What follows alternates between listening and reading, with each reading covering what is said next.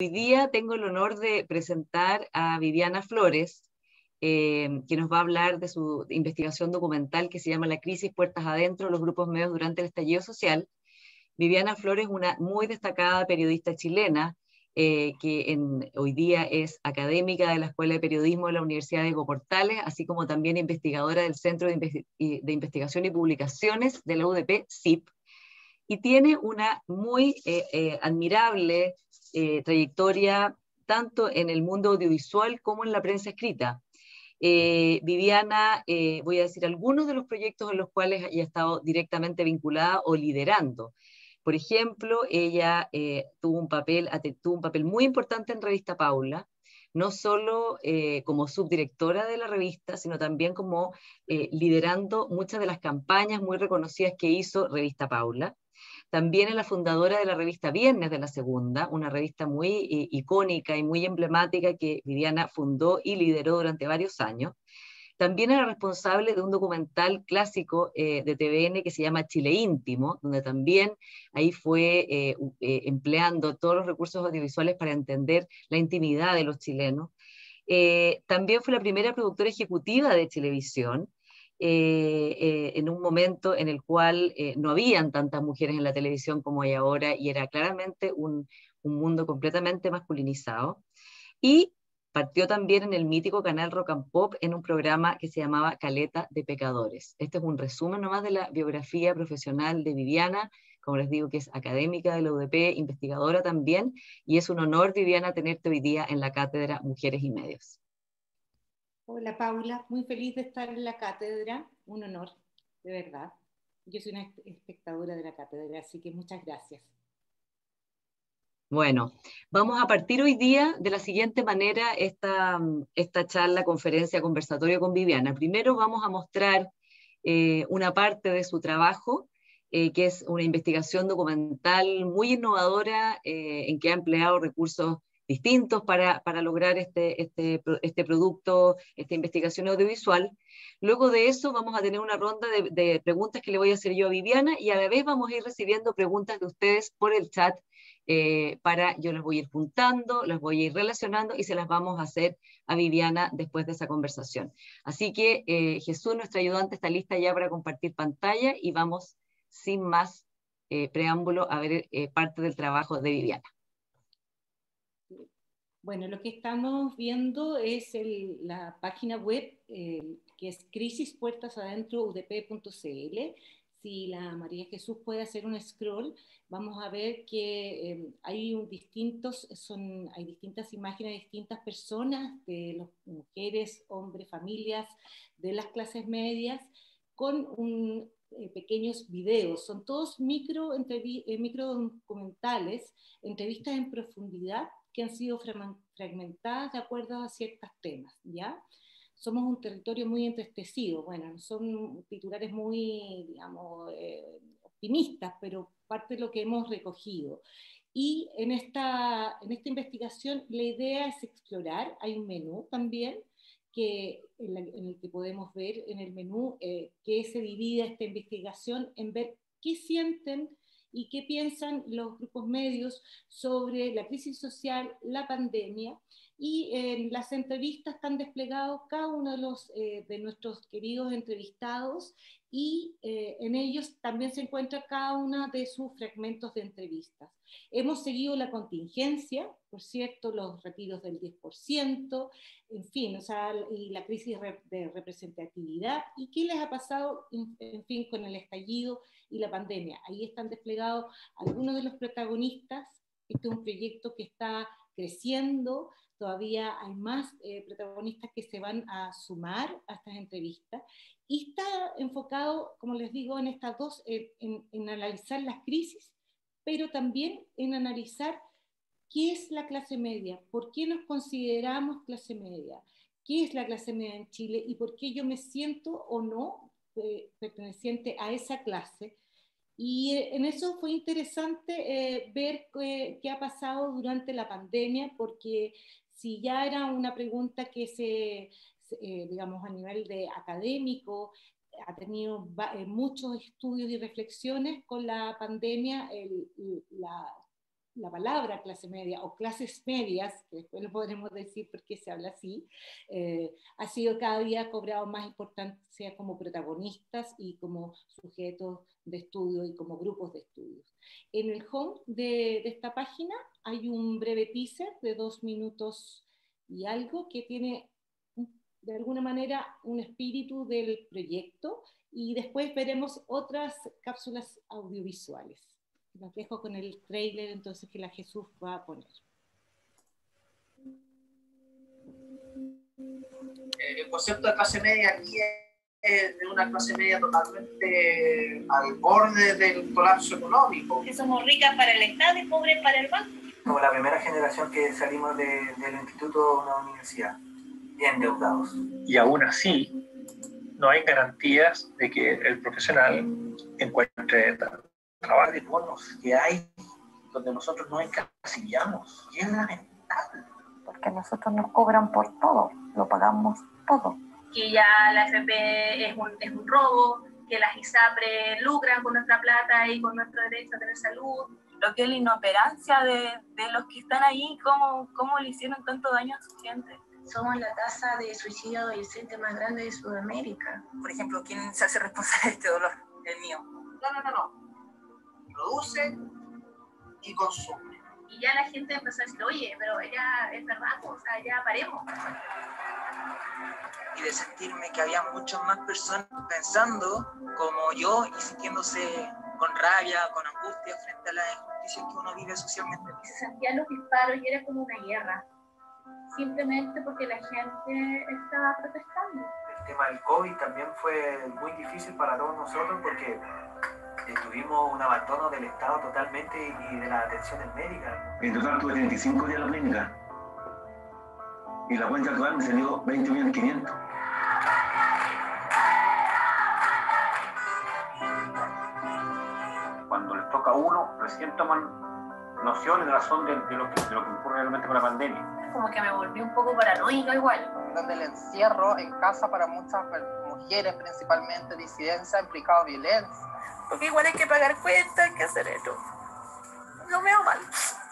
Yo creo que mi generación entiende de que la vida es algo político. ¡Lucas! Sí, el refrigerador que también está lleno solo porque es cuarentena. Ahí está el alimento principal de esta casa, que son las bebidas. Así que estas son las que más ocupo para ir a dignidad. Porque como ser feliz en condiciones con las cuales te venden ese tipo de felicidad, ¿qué más? Además, una felicidad basada en el consumo, en la capacidad de poder viajar, de tener ciertos capitales. Papa, cebolla, ¿qué nos compraste hoy día, mamá? Bueno, ahí vimos el teaser del proyecto, que quisiera explicar que debido a la pandemia, esta investigación mutó a ser realizada por Zoom, ¿no? Entonces ahí elegimos una serie de una estética gráfica para acompañar estos videos por Zoom, que de alguna manera reflejara el interior y ciertos mobiliarios icónicos de las clases sociales, o sea, las paredes de ladrillo, en fin, hay ahí una investigación audiovisual también de bastante tiempo. Muchas gracias, Viviana. Sí, muchas gracias. Podemos dejar de compartir pantalla, yo creo, Jesús. Y vamos a entrar a las preguntas, Viviana, porque acá tú has usado esta investigación documental, está usando muchas innovaciones para contar una historia muy relevante. Y yo quiero partir por el inicio de esa investigación, porque me acuerdo que tuvimos una conversación justo después del estallido social en que tú dijiste, esto hay que reportearlo en terreno, voy a empezar a reportear, no sé qué va a ser al final el producto audiovisual o escrito o lo que sea de esto, pero el estallido social a ti te gatilló una necesidad de meterte adentro de esa realidad de la manera más cercana posible. Cuéntanos un poco del origen de este proyecto. Sí, mira, el estallido realmente yo creo que a los periodistas y a cualquier persona nos conmovió, y yo tenía un rol en un sentido periodístico y personal, y he trabajado muchos años con la intimidad, utilizando esta corriente de contar la historia pública a través de relatos y anónimos y de la historia oral. Eso fue Chile Íntimo y muchas otras teclas que yo he utilizado en mi trabajo. Entonces, esto es algo, sí, un dato que no es tan anecdótico. Yo vivo muy cerca de la zona cero, llamada zona cero. Entonces estaba muy cercana a la pulsión del estallido y de alguna manera no sabía qué hacer. Como dice alguien, como vacía, ¿no? Vacía y loca, dicen algunas, pero esto ya es un chiste. Pero ¿qué hago con esto? Entonces, mi rol no estaba en la calle. Y yo encontré que mi rol estaba en la intimidad nuevamente. Y estaba en cómo distintas personas estaban viviendo este proceso del estallido, de cuándo venía hacia atrás esto, esta pulsión que salió de las calles, estos gritos, las demandas. No es que estuviera tan cegada a que no entendiéramos nada, pero bueno, mucha gente ni los teóricos lo sabían expresar, ¿no? y predecir. Entonces, el 1 de noviembre, yo me fui a dormir algunas noches a la comuna de La Pintana, donde una familia de clase media baja. Y pasé Halloween en La Pintana, de hecho. Y fue mi primera aproximación a empezar a conversar qué pasaba en distintos lugares de la ciudad y cómo se veía.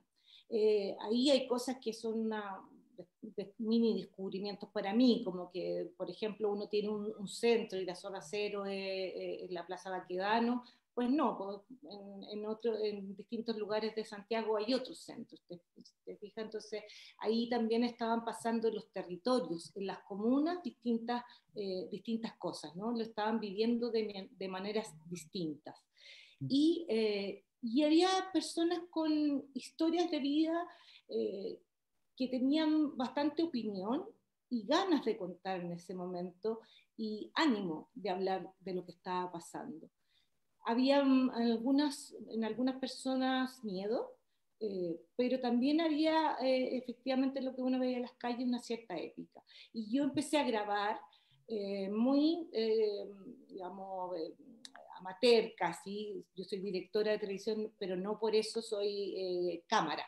Entonces empecé a grabar sola con mi cámara, moviéndome por la ciudad, haciendo los recorridos en metro, también para ver qué pasaba en distintos lugares y entrando a varias casas y constatando muchas cosas que estaban en los rayados de las calles, que tenían que ver con las deudas de la educación, que tenían que ver mucho con el trato. Eso se repetía constantemente.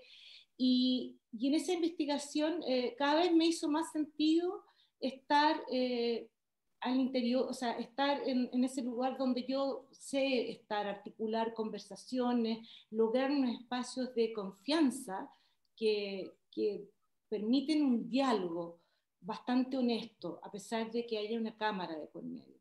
Sí, eso te iba a preguntar. Sí, Viviana, porque además este fue el primer Halloween post-estallido. ¿Había desconfianza de la gente con los periodistas? Porque eso se vio, digamos, y todavía se ve, ¿no?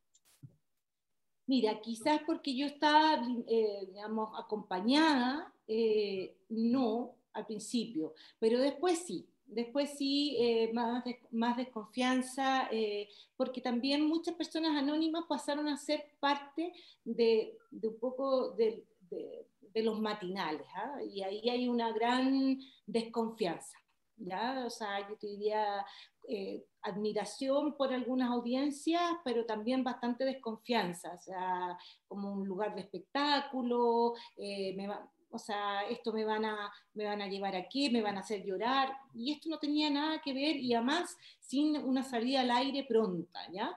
Entonces, sí, en las técnicas de entrevista que aprendía solo por el oficio de más de 25 años, uno sí logra, como te digo, unas conversaciones muy honestas, donde las capas y las barreras se van cayendo y uno llega a unos niveles de confianza muy importantes a ciertos espacios muy vulnerables de ciertas personas, y a unos descubrimientos todos pequeños y maravillosos descubrimientos de las vidas cotidianas y de las historias de vida, digamos, de dónde uno viene, qué dolores tiene, los esfuerzos personales. Aquí el tema del esfuerzo está súper enquistado, ¿no? En los relatos, por ejemplo.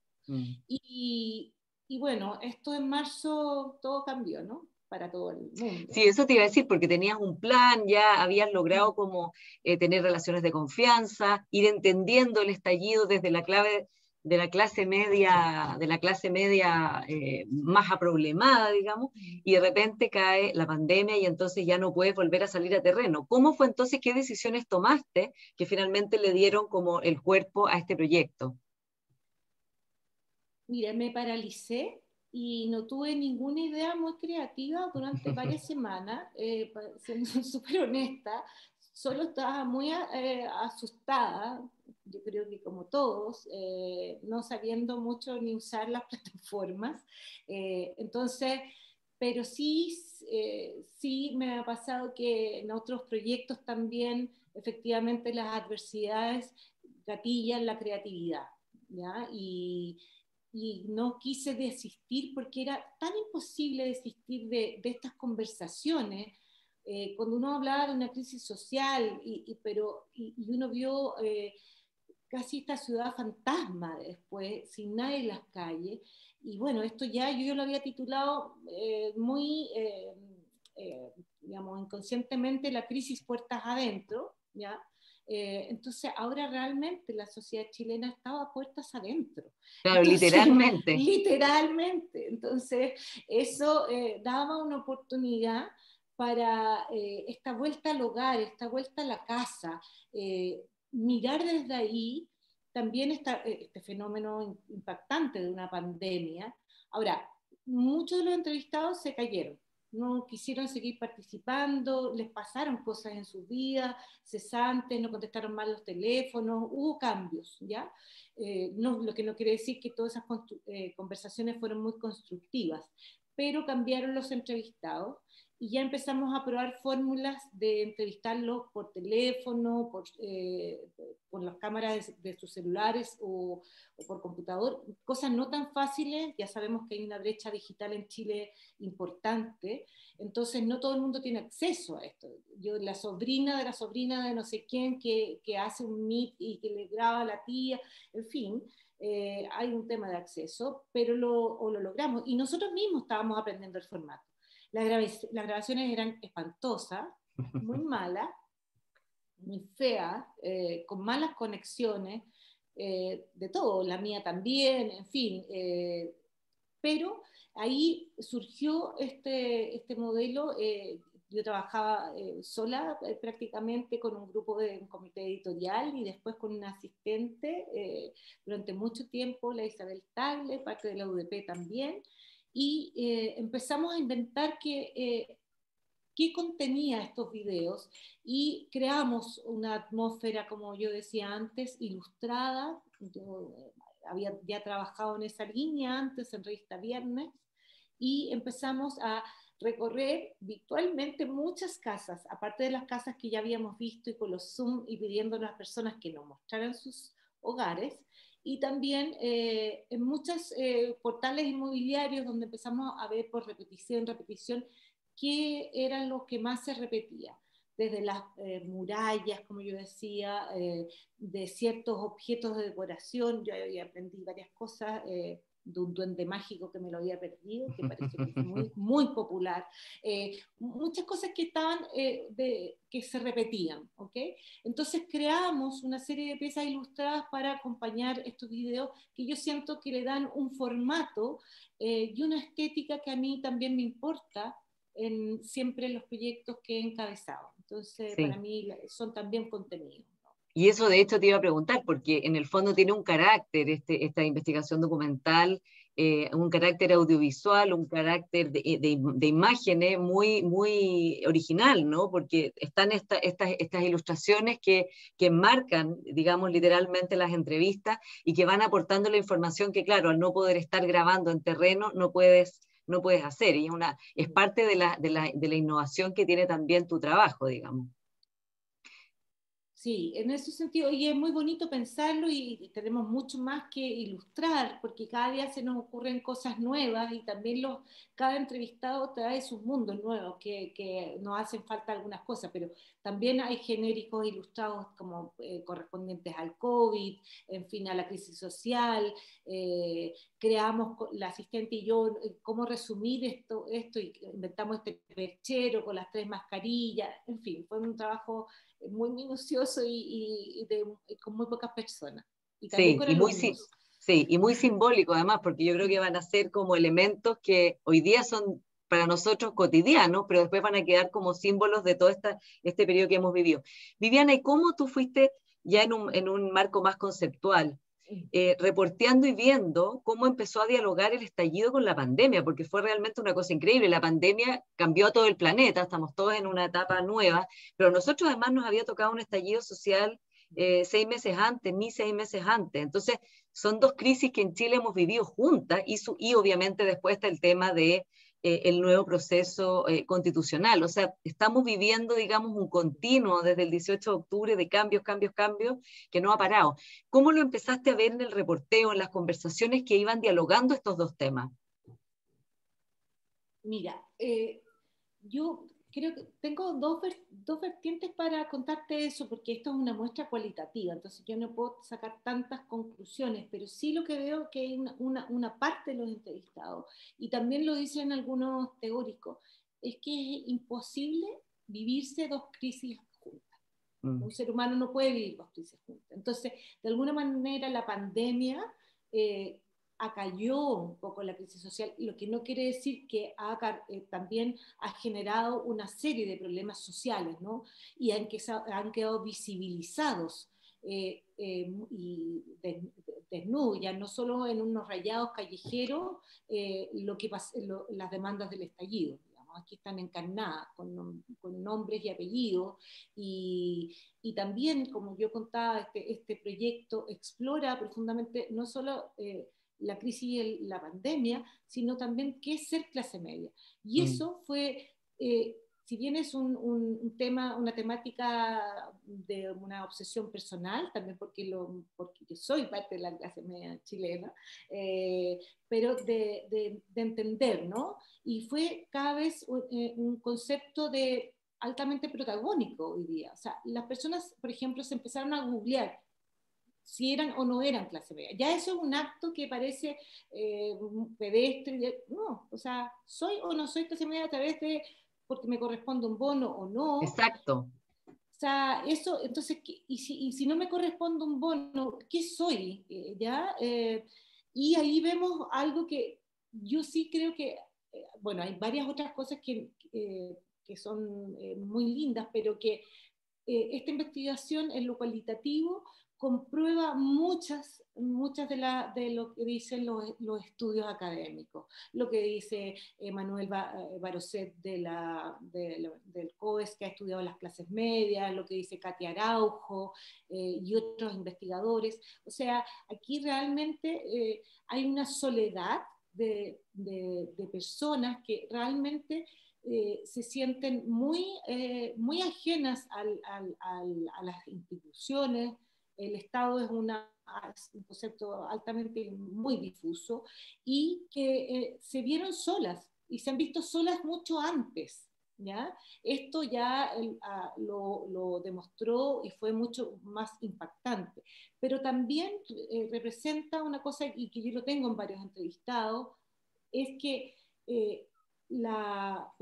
a raíz de los años 90, ¿no es cierto?, y el auge económico, muchas personas pasan a integrar la clase media baja en Chile y se vuelven esta clase media nueva y disminuyen el nivel de pobreza, ¿no es cierto? Y ante cualquier eventualidad que es la característica de la clase media, enfermedades, pérdida de trabajo, en fin, caen de estatus. Y las personas que habían alcanzado a ser una supuesta clase media cayeron inmediatamente, en unos días, en la pobreza. Y eso yo lo he visto. En algunos son meses, en otros puede ser un año sin trabajo. En esto son días, semanas. Y ahí hay un dolor, porque las personas no quieren a veces decirse que son, o sea, sentirse pobres, decir yo soy pobre, yo soy de un sector popular. En otros países existe una clase trabajadora, y aquí en Chile se llama clase media baja. Y eso para muchos investigadores implicó ser clase media baja o clase media igual ser sujeto de crédito. Y ahí entramos al endeudamiento, que es el pesar, y esa fue la forma de vivir mejor, de vivir, de tener una casa, de comprar, no sé, las cerámicas para los pisos, de hacer un agregado, de que los hijos fueran a la universidad, y la deuda, en fin, que trae una serie de alegrías y se transforma en este lastre y en este peso, en que solo las personas cuentan con una familia y no con las instituciones. Sí, en realidad, exactamente, Viviana. Y como tú dices, tu trabajo coincide con una mirada nueva sobre la clase media, que en el fondo en Chile está la paradoja de que gran parte de la población se declara de clase media, incluso gente de clase alta. Sí, Piñera. Claro, por ejemplo, el presidente Piñera diciendo que es parte de la clase media, digamos, pero a la vez pasa esto de que la clase media es un grupo que es considerado demasiado rico para recibir ayudas del Estado, y se vio ahora, sobre todo con todas las ayudas estatales que eran focalizadas, ¿no? Un concepto que ahora está completamente desacreditado, incluso por los mismos candidatos de derecha, lo vimos ayer en el debate de las primarias, ¿no? Que ya la focalización es un tema que nadie defiende, digamos, al revés, y están muchos por dar, se han ido a políticas universales, ¿no? O a apoyar ese tipo de políticas.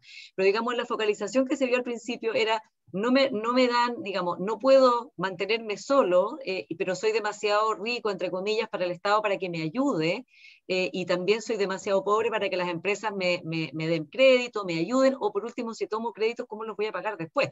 Entonces, ¿tú crees que esto debiera ser lo que ha pasado en Chile con el estallido, más la pandemia, que implica, por supuesto, más pobreza, más desempleo, una crisis económica que nos va a acompañar hartos años, redefinir qué es ser de clase media, no solo desde el punto de vista sociológico, sino desde el punto de vista de la relación del Estado con esas personas?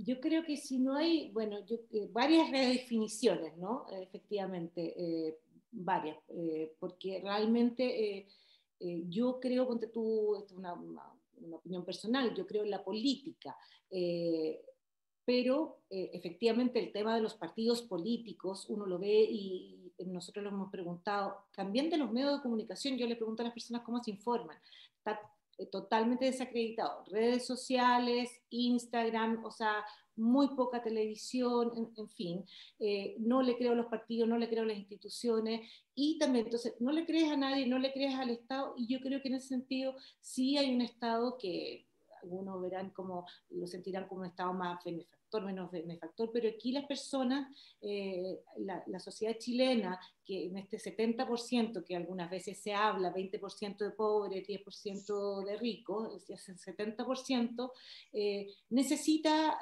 ayuda, y necesita, porque ya lo hemos visto, que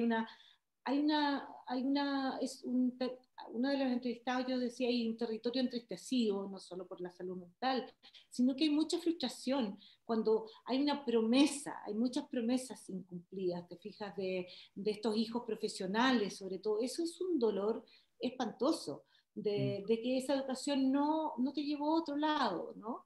Y sobre todo de tratar, ojalá, de que de esta, no visión, sino que la llegada a una clase media sea un lugar para quedarse,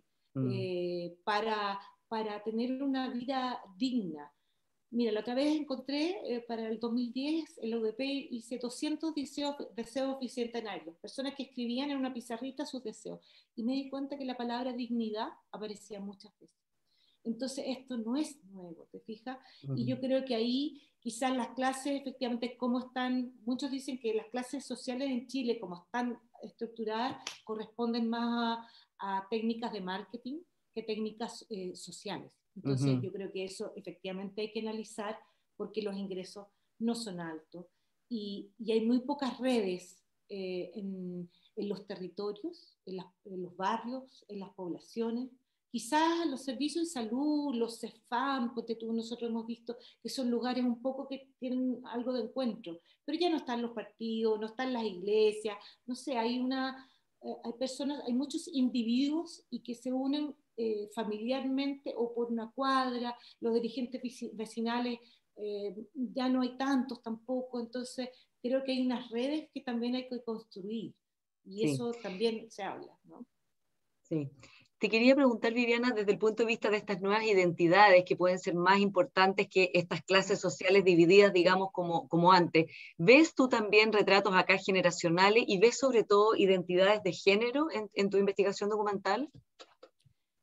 Sí, yo creo que, bueno, de los cambios que uno advierte, porque yo encuentro que hay una parte, o sea, estamos viviendo momentos muy dolorosos, ¿no? Pero también unos momentos de cambio impactantes, ¿no? En nuestras biografías. Y creo que hay los cambios de los últimos años realmente en el tema de las mujeres son nuevas protagonistas de todas maneras. O sea, hay muy pocas mujeres que no vivan el cambio de una u otra forma. Hay algo que despertó, de verdad.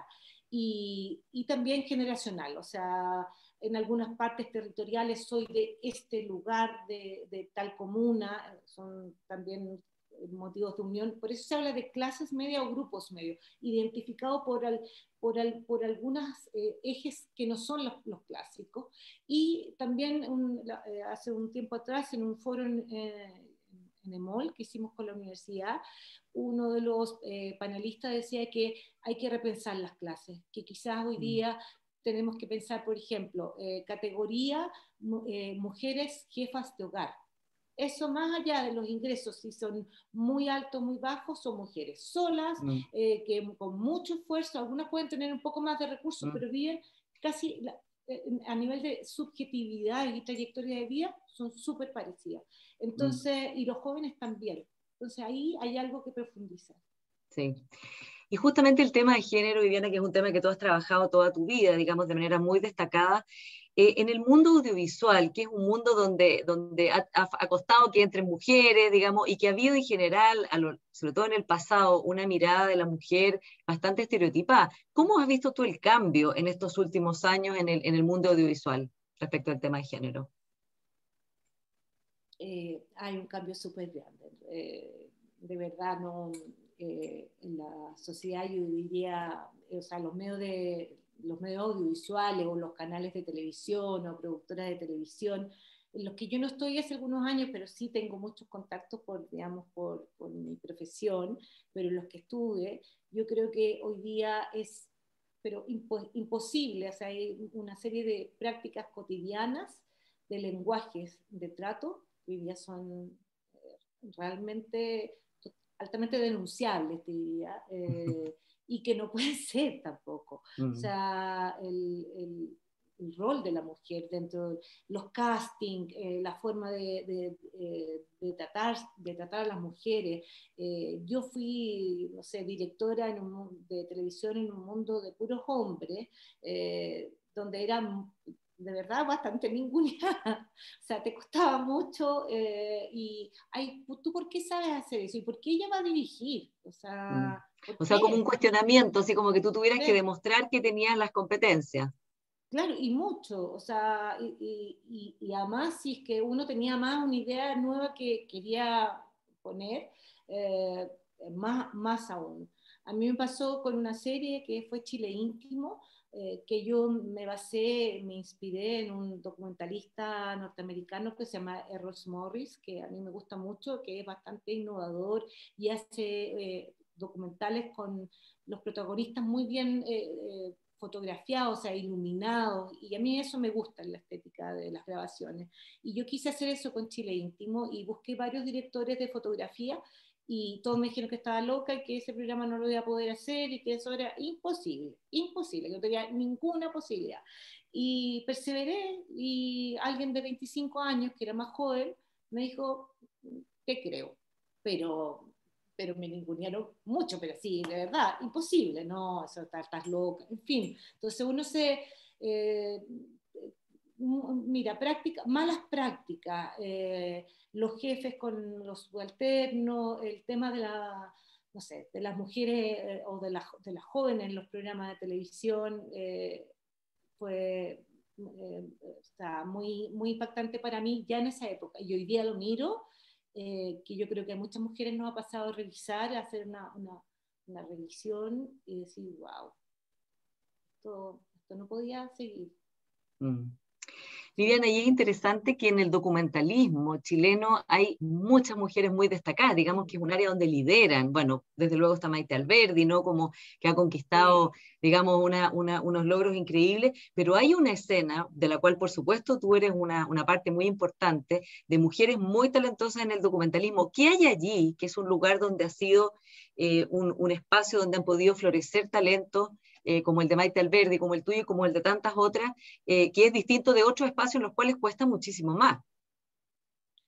Sí, bueno, yo no me puedo comparar con Maite Alberdi, pero que bueno, grandes documentalistas chilenos, yo creo que sabes que es un espacio autoral, creo, esta es una teoría propia, un espacio más personal, que creo que en esos espacios de llevar a cabo muchas veces proyectos, uno lo ve con la Maite Alberdi y otras documentalistas, son historias familiares, son historias íntimas, y creo que ahí hay un desarrollo y unos pequeños equipos de trabajo que sí pueden funcionar bien, más que en las megas estructuras de los canales, por ejemplo.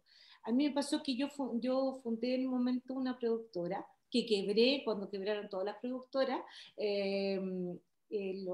pero casi siempre he trabajado con mujeres. Ahora no, estoy trabajando con hombres, con un asistente y un alumno, un equipo muy bonito.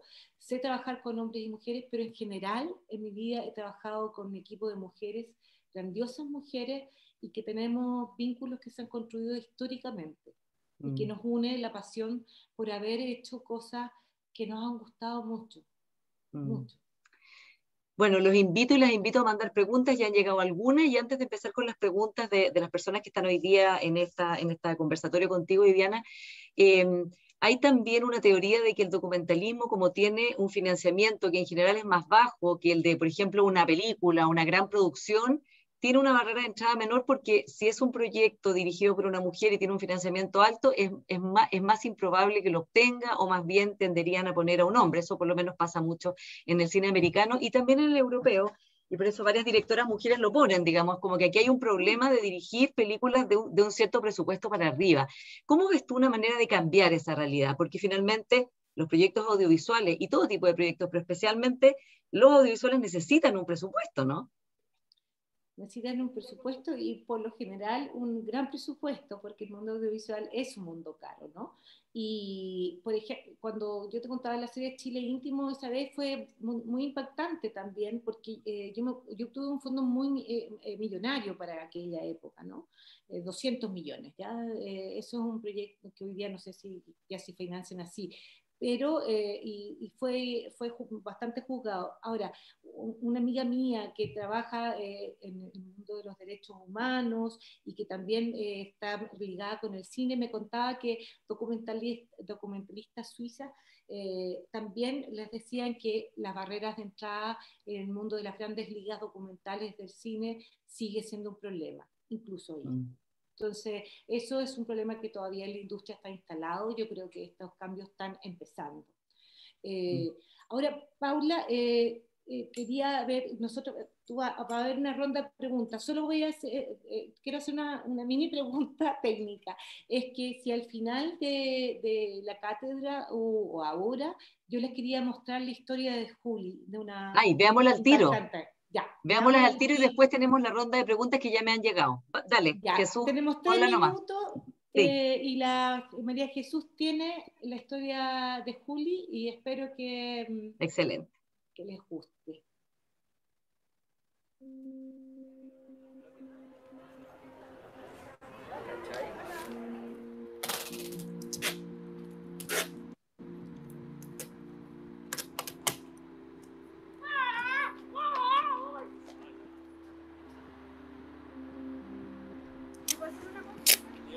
al fondo son las primeras cajas de madera que he visto, con candado. Sí. Son las únicas. No hay conflicto de interés.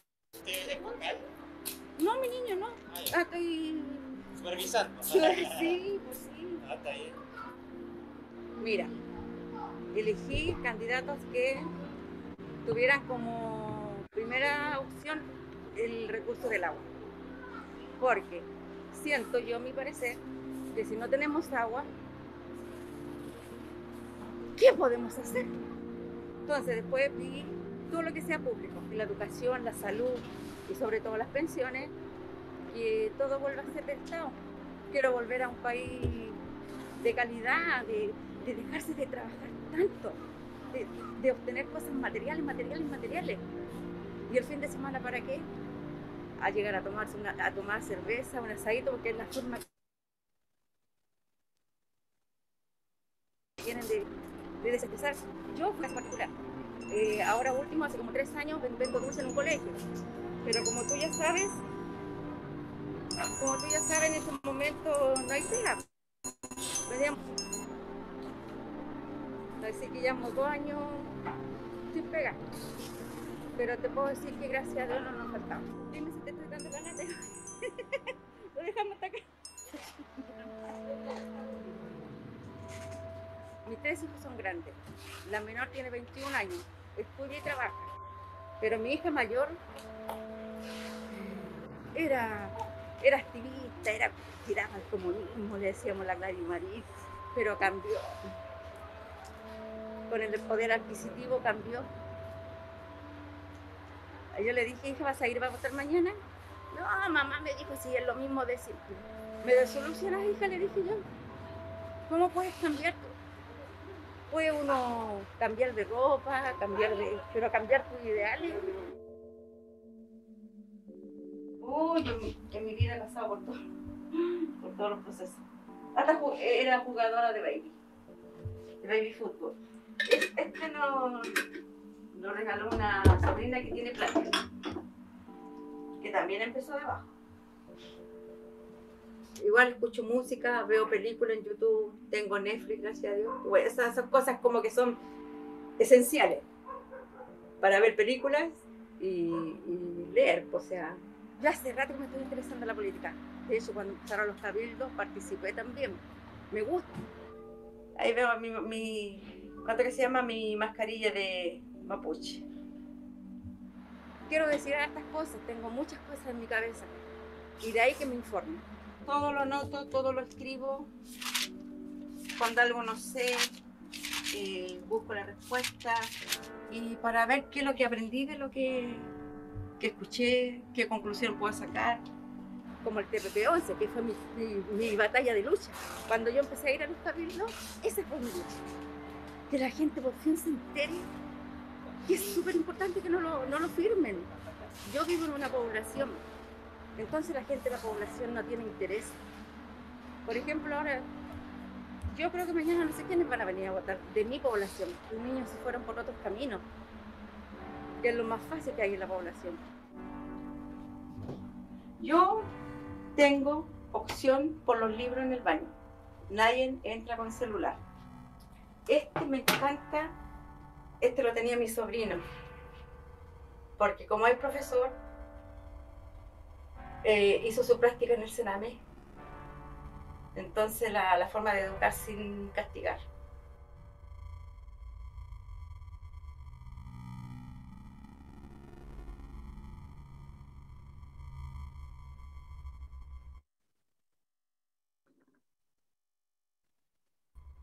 Qué gran relato, Viviana, el de Juli. Juli Sepúlveda, yo quiero ser Juli Sepúlveda y quiero también como ella, ojalá decir muchas cosas y anotar todo lo que no entienda. Ella tiene un gran relato, es una mujer que vivió muchos años en el Sename junto con su hermana, con todos sus hermanos, y es una mujer que tiene unas ganas de vivir y de aprender y de entender que yo encuentro que es muy notable. Y es parte de un hallazgo de el asistente de este proyecto, Edgar Wang, que realmente Juli se le apareció. Así que así son los personajes maravillosos. Viviana, han llegado algunos comentarios. Primero, un comentario, quiero agradecer, dice, la existencia de este espacio para hablar de este proyecto documental que será un archivo histórico para el futuro del país, no solo del estallido y la pandemia, sino que también del proceso de construcción de una nueva constitución paritaria, y te mandan saludos muy afectuosos. Muchas gracias. Te preguntan, ¿qué tipo de financiamiento tuviste para llevar a cabo este proyecto por tantos meses?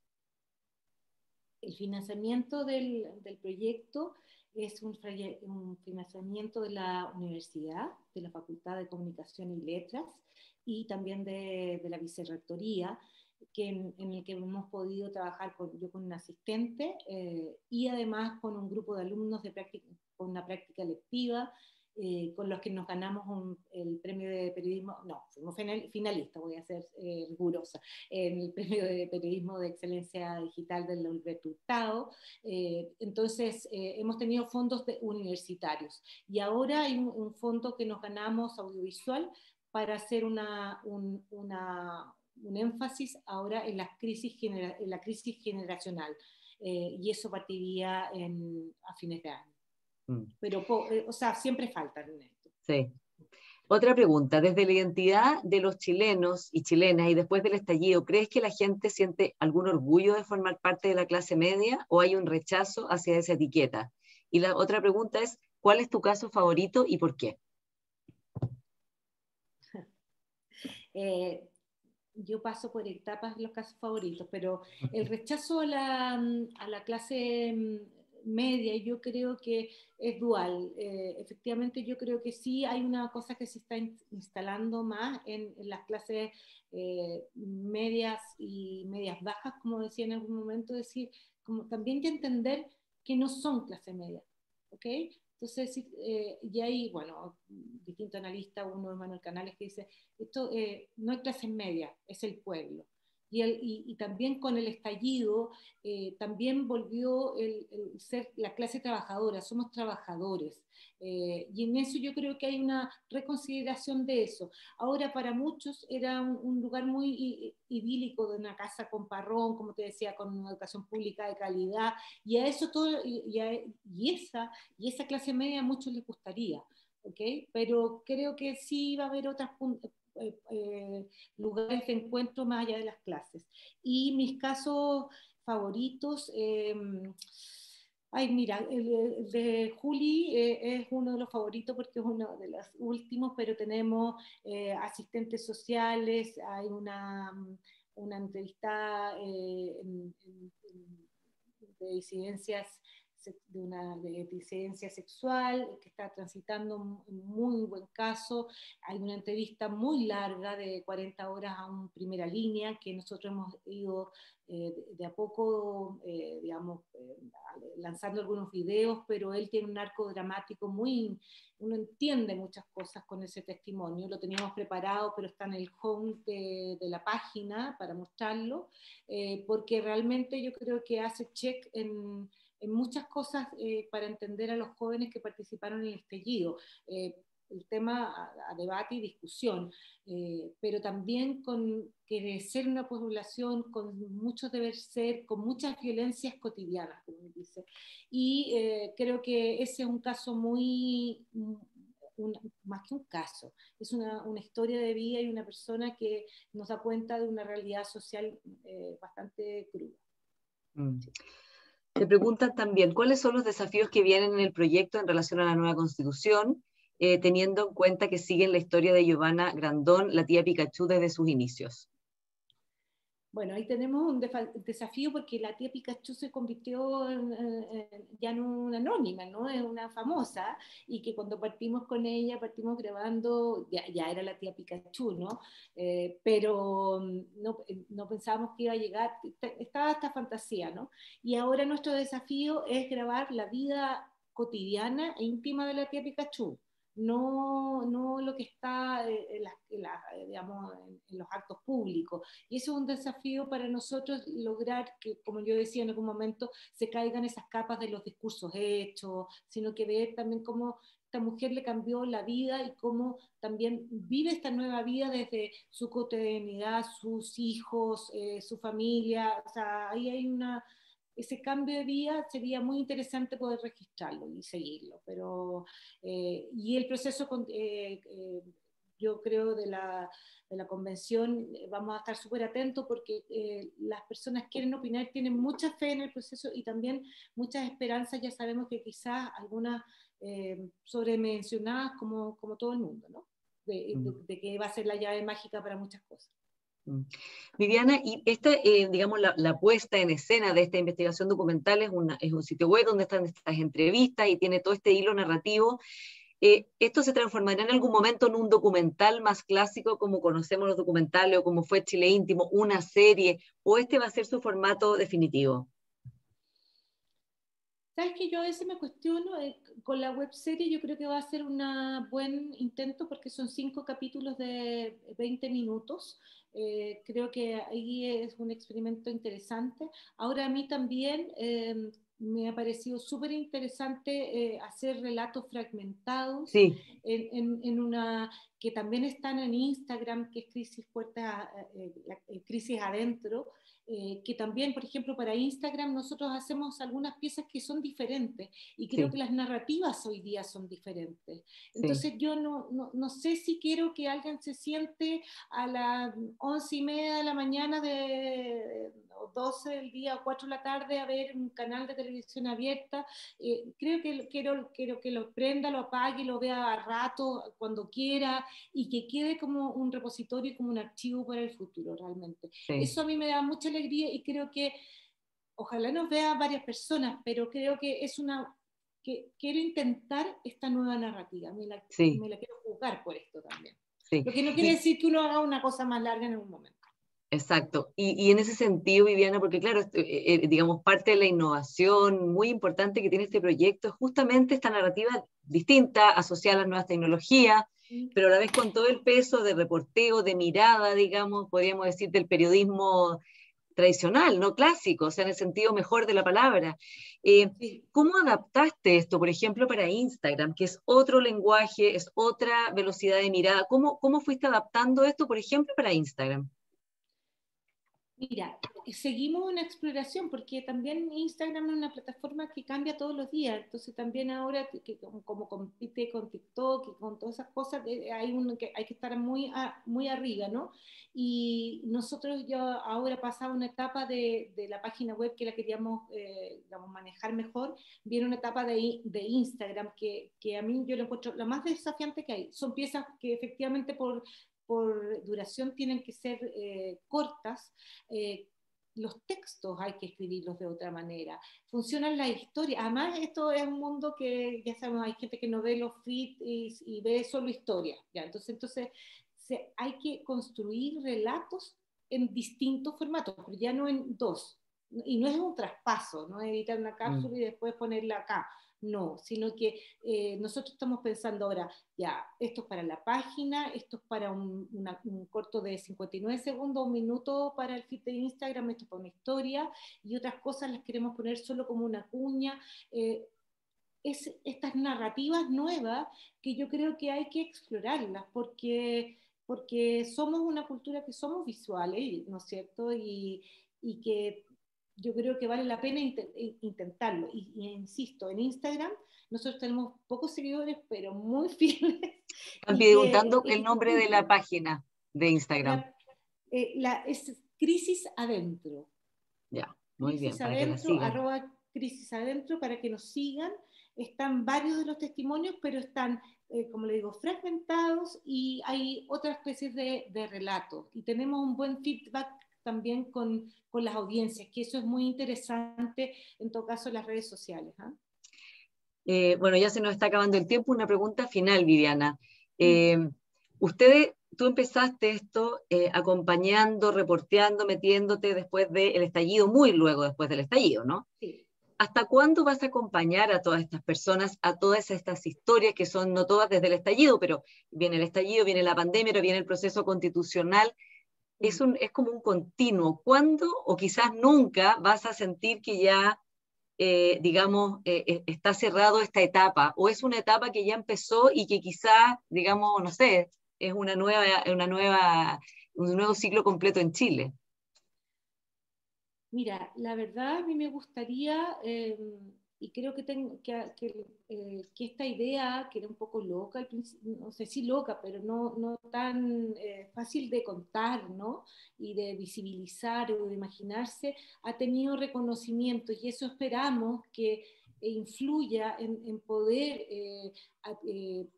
tener más apoyo de otros fondos y poder seguir este proyecto, porque, como yo te decía, nos ganamos un fondo audiovisual para hacer las tensiones generacionales, porque también, si no entendemos que aquí hay una crisis generacional, no estamos entendiendo. O sea, aquí de verdad yo creo que hay un cambio de paradigma de los jóvenes, así como los hippies, se ha dicho, una visión de mundo muy distinta, cambios de lenguaje, o sea, otras cabezas, otro mundo, y ahí hay que crear puentes también. Entonces, eso es un gran tema, la convención, o sea, yo creo que esto es como de nunca acabar, es como un diario de vida que uno pudiera seguir de estas personas, eso en el mundo ideal. Yo no sé si habrá recursos para eso en la vida, ni años que me acompañan, pero sería un proyecto muy lindo de seguir, porque yo creo en los archivos para el futuro, insisto, que nuestro presente, lo que nosotros hacemos cada día, es si hoy día tú tomas o sea, ¿cuántas veces las fotos tenían de la Plaza Baquedano o cualquier lugar público? Después es una foto valiosísima. Esto es una foto emocional de este minuto. Además que en pocos lugares del mundo se dio 2 crisis. Yo creo que habría que seguirlo, es ideal. A mí con Chile Íntimo me pasó que me llamaban para hacer México Íntimo, imagínate qué fascinación. Pensamos Argentina Íntimo, porque es un formato de contar la historia, es una fórmula.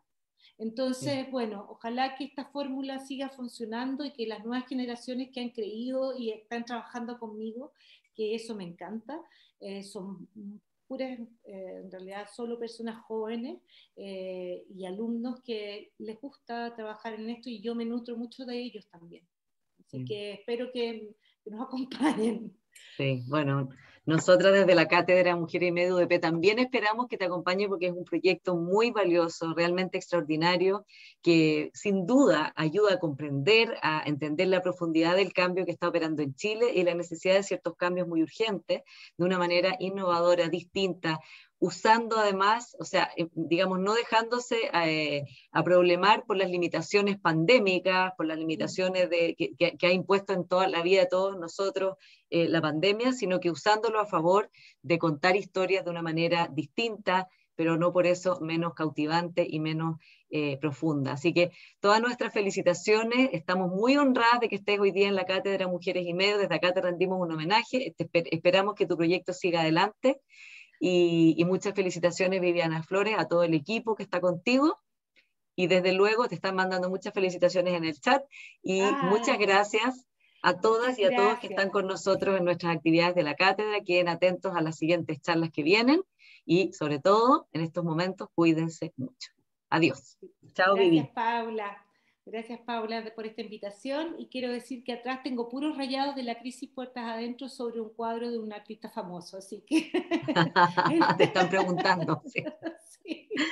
Esa es una de las cosas que pasan ahora en la vida pandémica, que uno mira lo que hay atrás todo el tiempo, ¿no? Como tratando de tener información de algún tipo. Es un cuadro de Ignacio Gumucio donde están desplegadas muchas cosas. Descubrí que era una gran pizarra también, la obra sobre la obra. Esos son datos íntimos. Muchas gracias, Paula, muy honrada por estar en esta cátedra y este espacio de conversación. Muchísimas gracias, y muchísimas gracias a todos por los ánimos. Sí, muchos ánimos acá. Bueno, y que tengan todos un muy buen día. Adiós. Gracias María Jesús. Adiós.